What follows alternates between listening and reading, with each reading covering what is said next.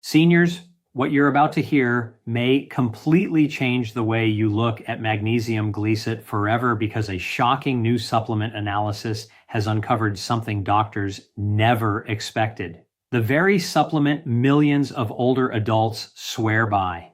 The one that's supposed to calm your nerves, help you sleep, relax your muscles, and protect your heart can actually turn into a nighttime disaster if you're making even one of 5 hidden mistakes. And here's the terrifying part. Almost 99% of seniors have no idea they're making these mistakes every single night. Researchers tracked adults over 60 and watched how their bodies responded in real time. They expected magnesium glycinate to help. Instead, they saw sudden spikes in nighttime stress hormones, drops in heart rate stability, electrolyte crashes that caused the heart to misfire, and a collapse in the brain's ability to shift into deep sleep. One doctor said the data looked like the body was trying to rest during an internal storm, like the supplement was fighting the nervous system instead of supporting it. Some seniors felt the impact immediately, waking up gasping at 2 or 3 a.m., feeling their heart thump harder than usual, or experiencing strange muscle twitches that weren't there before. Others didn't notice a thing until they realized they were waking up exhausted every morning, foggy, dehydrated, or even more anxious than before taking it. In this video, we will reveal the 5 magnesium glycinate mistakes every senior must avoid immediately, ranked from least to most dangerous. And stick around because mistake number 1 can destabilize your entire nighttime recovery cycle so intensely that your heart and brain may struggle to reset by morning. Sources and scientific references from today's breakdown are listed in the description so you can explore the evidence for yourself. Before we dive in, here's a quick question. Why did you start taking magnesium glycinate? For sleep, nerves, or muscle relief?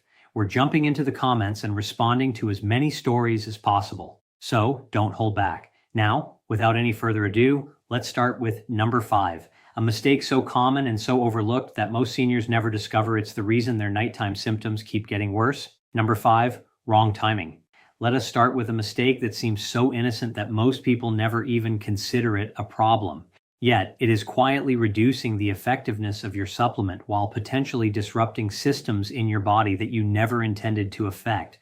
When you take magnesium glycinate, it matters far more than the supplement industry wants you to believe. And researchers at Stanford University Sleep Medicine Center discovered something fascinating about the relationship between timing and absorption that changed how experts now recommend this mineral. Magnesium glycinate is specifically bound to the amino acid glycine, and this particular amino acid has powerful calming effects on your central nervous system by activating something called GABA receptors in your brain. When you take this supplement in the morning, especially alongside your coffee or breakfast, you are essentially introducing a calming compound into your system at the exact time when your body is trying to wake up and become alert.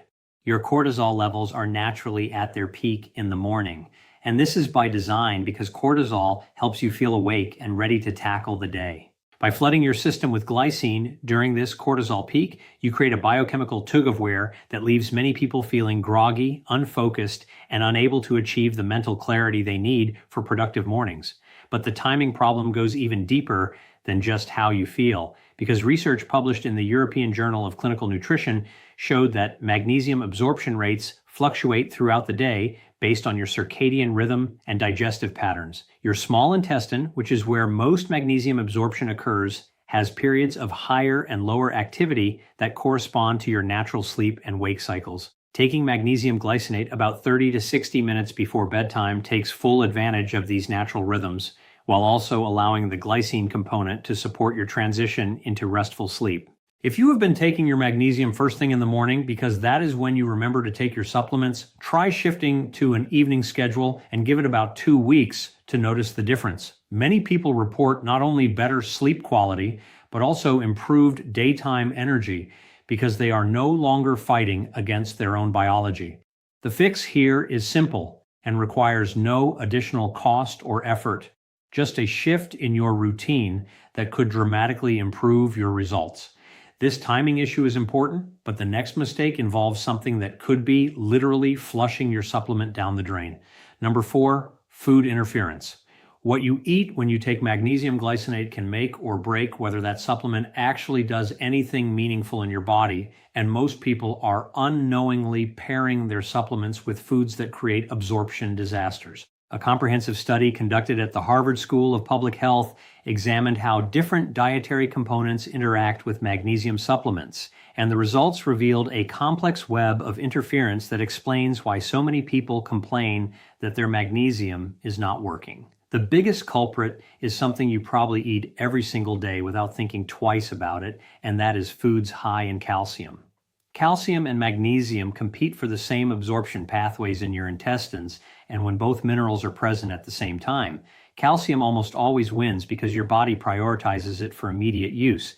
This means that if you are taking your magnesium glycinate alongside a glass of milk, a bowl of yogurt, a calcium-fortified orange juice, or even a cheese-heavy meal, you could be blocking up to 50% of your magnesium from ever making it into your bloodstream.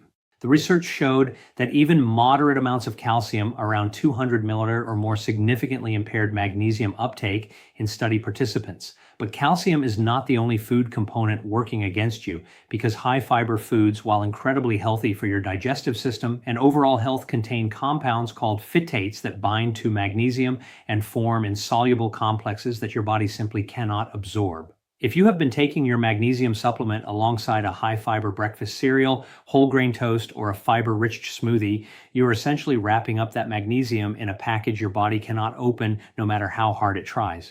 The solution is not to avoid calcium or fiber, because both are essential for your health, and cutting them out would create bigger problems than the one you were trying to solve. Instead, researchers recommend creating a 2-hour window around your magnesium supplementation where you avoid high calcium and high fiber foods completely. Taking your magnesium glycinate on a relatively empty stomach or with a light snack that is low in both calcium and fiber will dramatically improve how much of that mineral actually gets absorbed and put to work in your body. Some people find that a small handful of nuts or a banana works well as a light companion to their evening magnesium dose, since neither interferes significantly with absorption. The key is being intentional about what goes into your stomach around the time you take your supplement, rather than just swallowing it whenever it is convenient.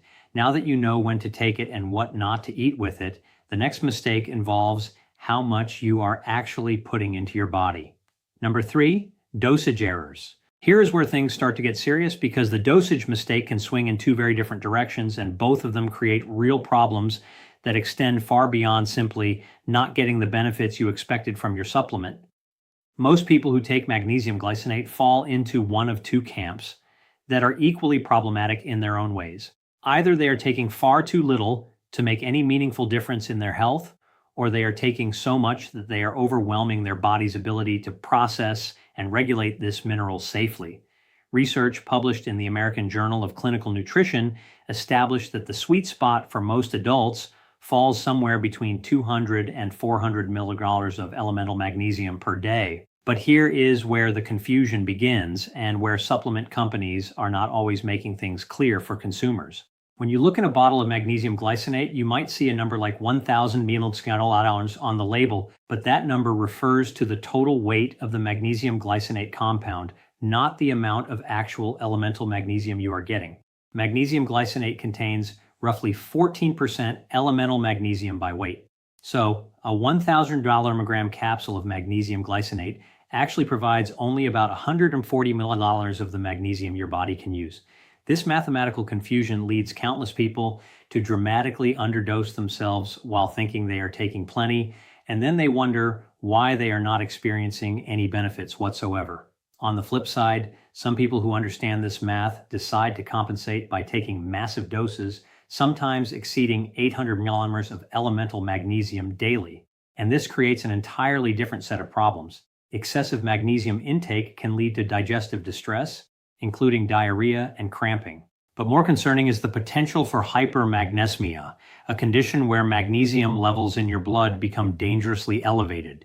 Early symptoms include nausea, facial flushing, and lethargy, but severe cases can affect your heart rhythm and blood pressure in ways that require medical intervention. The solution is to read your supplement labels carefully and calculate the actual elemental magnesium content before determining how many capsules you need to take. Most people do well starting with around 300 milligrams of elemental magnesium and adjusting based on how they feel over the course of several weeks.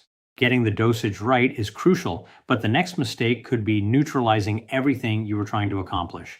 Number 2, medication conflicts. This is the mistake that healthcare providers are most concerned about because it involves dangerous interactions that can have immediate and serious consequences for your health. Yet, it remains one of the most overlooked issues in the world of magnesium supplementation. Magnesium glycinate interacts with a surprisingly long list of common medications, and if you are taking any prescription drugs without considering these interactions, you could be putting yourself at genuine risk while simultaneously reducing the effectiveness of treatments you actually need. Researchers at the Mayo Clinic published an extensive review examining how magnesium affects various medication classes, and their findings should make anyone on prescription medications stop and think carefully before adding this supplement to their routine. One of the most significant interactions involves antibiotics, particularly those in the 4-quinolone and tetracycline families, which include commonly prescribed drugs like ciprofloxacin and doxycycline. Magnesium binds to these antibiotics in your digestive tract and forms complexes that dramatically reduce their absorption, sometimes by as much as 90% according to pharmacokinetic studies. This means you could be fighting an infection with an antibiotic that is barely making it into your system because your magnesium supplement is essentially kidnapping it before it can do its job. But antibiotics are just the beginning, because magnesium also interacts significantly with medications used to treat osteoporosis called bisphosphonates, blood pressure medications, including certain calcium channel blockers, and diabetes medications, including sulfonas and metformin.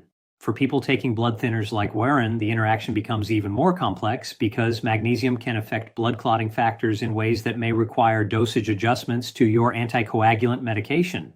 The solution requires a bit more effort than the previous mistakes we discussed because it involves having an honest conversation with your doctor or pharmacist about your full supplement regimen before you start taking magnesium glycinate. If you are already taking it alongside medications, do not stop anything suddenly, but instead schedule an appointment to review potential interactions. In many cases, the solution is simply timing your medications and supplements several hours apart to prevent them from competing in your digestive system, but some interactions may require more careful management under medical supervision. Medication interactions are serious, but the number one mistake on this list is something that catches even the most health-conscious people completely off guard. Number one, ignoring kidney function. This is the mistake that shocked researchers and the one that has the potential to cause the most significant long-term damage to your health. Yet, it remains virtually unknown among the millions of people taking magnesium glycinate every single day. Your kidneys are responsible for regulating magnesium levels in your body by excreting excess amounts through your urine. And when your kidney function is compromised in even minor ways that you might not be aware of, magnesium can accumulate in your blood to dangerous levels faster than you would ever expect. A landmark study published in the Journal of Clinical Medicine examined patients who developed hypermagnesemia while taking what are considered normal supplemental doses of magnesium. And the common thread among virtually all of them was some degree of reduced kidney function that had never been diagnosed or addressed. Here's the truly frightening part of this research. Chronic kidney disease affects approximately 15% of adults in the United States and similar percentages in other developed nations. But the vast majority of people with early-stage kidney problems have absolutely no idea that anything is wrong because the symptoms are often absent until significant damage has already occurred. Your kidneys can lose up to 30% of their function before you notice any obvious signs. And during that time, your body's ability to handle excess magnesium is quietly deteriorating while you continue taking your daily supplement without a second thought. The magnesium that would normally be filtered out and eliminated is instead building up in your system day after day. And this accumulation can eventually lead to dangerous cardiovascular effects, including low blood pressure, irregular heart rhythms, and in severe cases, cardiac arrest. The risk factors for reduced kidney function include diabetes, high blood pressure, heart disease, family history of kidney problems, being over the age of 60, long-term use of certain medications, including common painkillers like ibuprofen and obesity. If any of these risk factors apply to you, the research strongly suggests that you should have your kidney function tested before starting magnesium supplementation and monitored periodically if you continue taking it. The good news is that a simple blood test measuring your cryonine levels and calculating your estimated glomerular filtration rate can give you and your doctor a clear picture of how well your kidneys are functioning and whether magnesium supplementation is safe for you. This test is inexpensive, widely available, and often included in routine blood panels. Yet, most people taking magnesium have never thought to request it or had it recommended to them by the person who suggested the supplement in the first place. The solution is straightforward, but requires you to take action.